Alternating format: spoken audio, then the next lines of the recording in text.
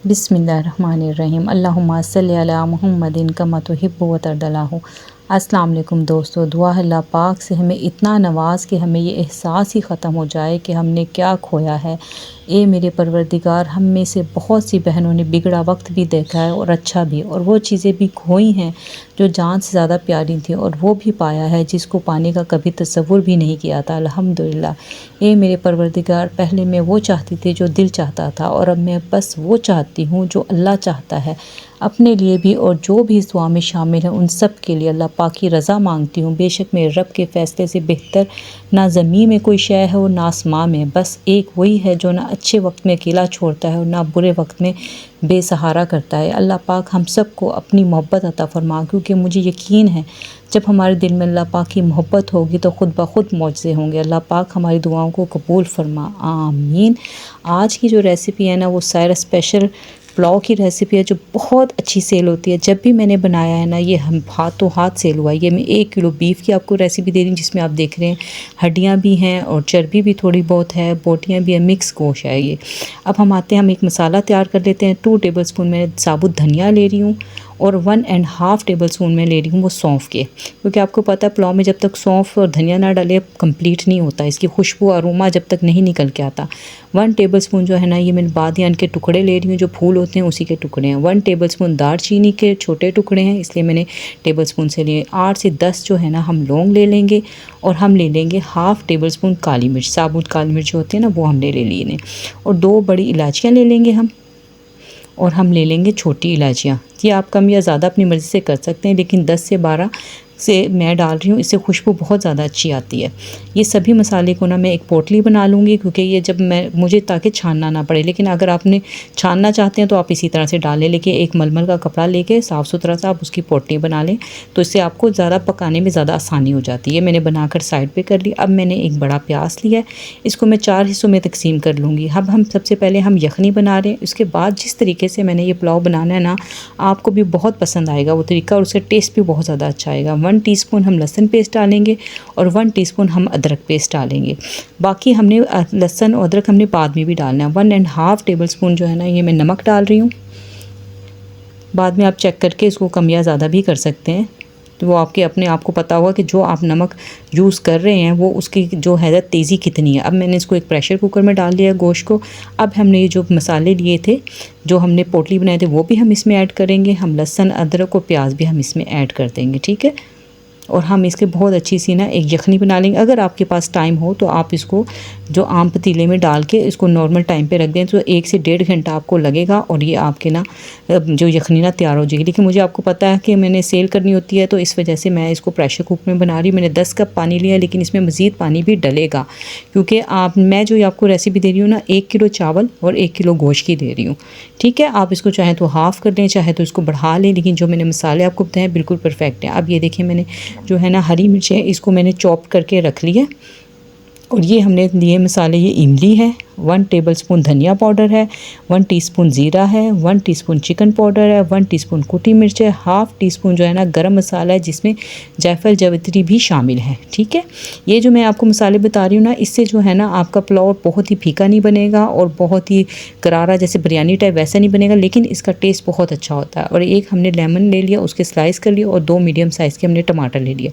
अब हम एक पॉट लेंगे। यखनी हमारी तैयार हो गया। मैं इसको घी में बना रही हूँ, आप घी में ही बनाइएगा। घी में इसका बहुत अच्छा टेस्ट आता है, क्योंकि आपको पता है कि गोश्त का अपना भी फ्लेवर होता है और घी के साथ मिलके ज़्यादा बेहतर हो जाता है। आप चाहें तो ऑयल में भी बना सकते हैं। अब इसमें हम डालेंगे 1 टीस्पून लहसुन पेस्ट, 1 टीस्पून हम अदरक का पेस्ट डालेंगे, और हम इसको थोड़ा सा ब्राउन करेंगे। हल्का सा करना, आपने इसको बहुत ज़्यादा जलाना नहीं है, और हम ना ही बहुत ज़्यादा ब्राउन कर लेना, ठीक है। हल्का सामने करना। और साथ ही हमने लेमन के जो स्लाइस हमने काटे थे ना, वो भी हम इसी में ही डाल लेंगे, और इसको हल्का सा हम फ्राई कर लेंगे। लेमन के स्लाइस जब आप इस तरह से डाल के अब इसको बनाएंगे ना, आप एक दफ़ा इस पुलाव को बना के ट्राई करें, और फिर आप देखें अगर आप सेल करती हैं तो यकीन माने इसके ऑर्डर्स की लाइन लग जाती है। मुझे जैसे मैंने आपको पहले भी बताया था कि मेरा तरीक़ेकार क्या है, जब मेरे पास ऑर्डर्स कम हो या कुछ हो तो फिर मैं इसके स्टेटस लगा देती हूँ बना के, तो ये हाथों हाथ सेल हो जाता है। अब ये जो हमने चॉप टमाटर किए थे वो भी मैंने इसमें डाल दिए। आप लेमन का कलर देख रहे हैं, इसको मैंने इसको मीडियम टू लो आँच पर रखा हुआ। फ्लेम आपने बहुत हाई पे अभी इसको नहीं बनाना। टमाटर भी देख रहे हैं थोड़े थोड़े सॉफ्ट हो गए।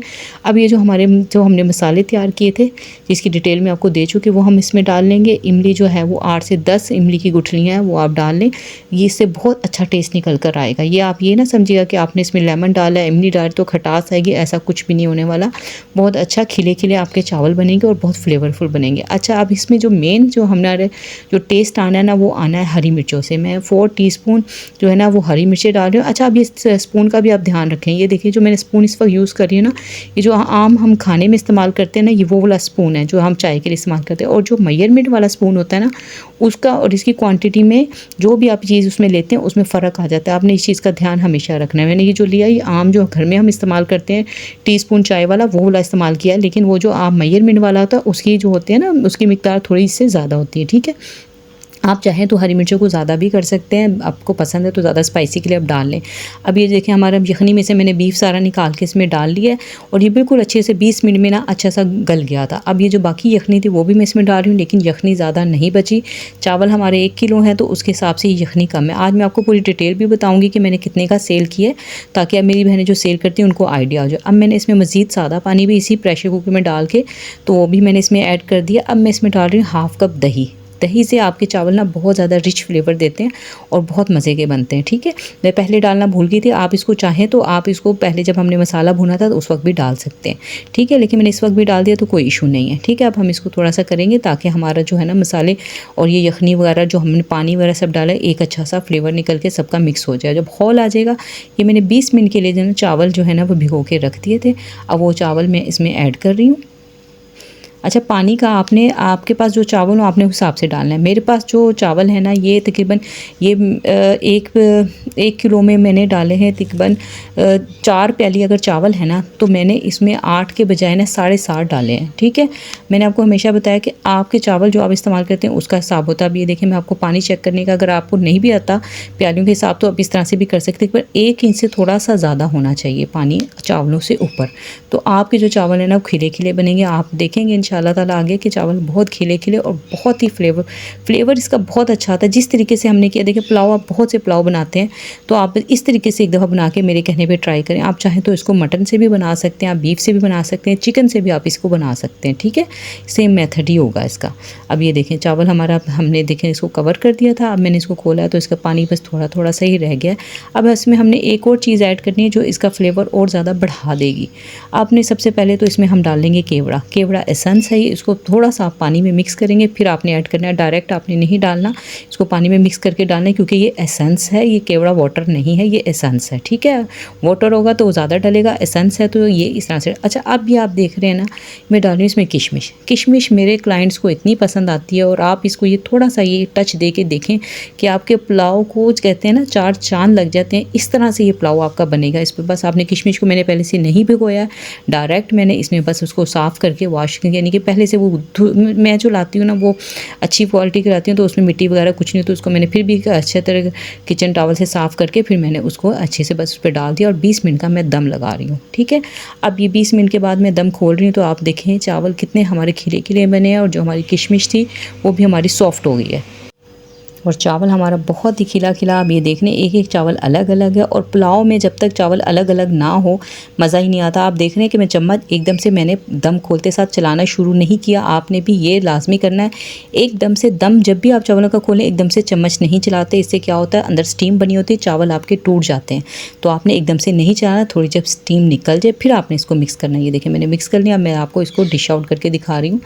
अच्छा, मैं आपको बताऊँ कि मैंने कितने का सेल किया। अच्छा, बाज़ दफ़ा आपको मैंने बताया कि ना आपके पास ऑर्डर्स हो कुछ हो तो आप इसको स्टेटस लगा लें, एक चीज़ बना लें स्टेटस लगा, तो आपका हाथों हाथ पुलाव तो ऐसी चीज़ है ना हमारे मुल्क में बहुत ही पसंद की जाती है, और ख़ासकर बीफ पुलाव बहुत ही लोग पसंद करते हैं।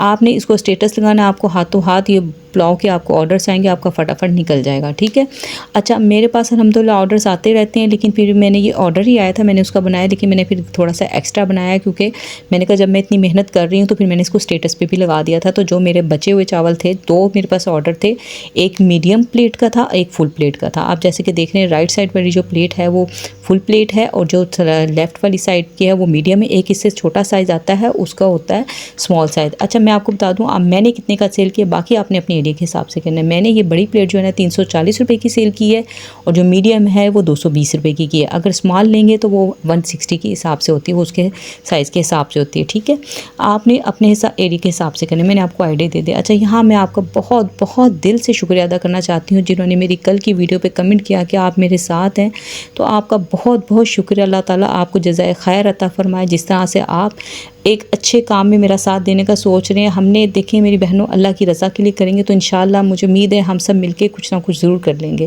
अल्लाह ताला हमारी गैब से मदद फरमाए, मुझे यकीन है अल्लाह पाक हमारी मदद फरमाएंगे इंशाअल्लाह ताला। यहाँ मैं बात करना चाहती हूँ, मेरी छोटी सी सब्सक्राइबर हैं अबीहा, दुआ फातिमा की आईडी से हैं, वो अगर मुझे सुन रही है तो उनके लिए बहुत सारा प्यार और दुआएं। अल्लाह पाक उनको अपने हिफ्ज़-ओ-मान में रखे और जिनके भी बच्चे अल्लाह पाक उन सबको अपने हिफ्ज़-ओ-मान में रखे। हमारी बहन है हिजाब गुल की आईडी से, उनके कमेंट मेरे दिल को बहुत उदास कर गया।